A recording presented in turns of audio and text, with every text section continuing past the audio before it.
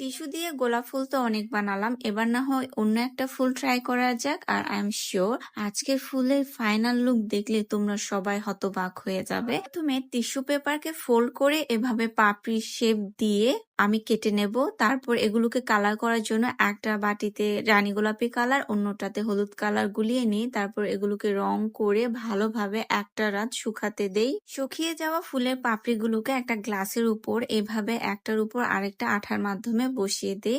এভাবে সম্পূর্ণটা করার পর আমি সবুজ রঙের কাগজ কেটে এটার উপরের দিকটা এভাবে বসিয়ে দেবো আঠার মাধ্যমে। তোমরা কি গেস করতে পেরেছো আমি ঠিক কি ফুল বানিয়েছি? তোমরা যদি গেস করতে না পারো, এই যে দেখো টিস্যু পেপার দিয়ে কি সুন্দর পদ্ম ফুল বানিয়ে ফেললাম। আর এটা ক্যামেরাতে কতটা সুন্দর দেখাচ্ছে আমি জানি না, বাস্তবে এটা দেখতে মাশাআল্লাহ ভীষণ সুন্দর লাগছিল। তোমাদের কাছে কেমন লেগেছে কমেন্টে জানাও। ভিডিও ভালো লেগে থাকলে লাইক করে দিও। দেখা হবে নতুন ভিডিওতে। টাটা।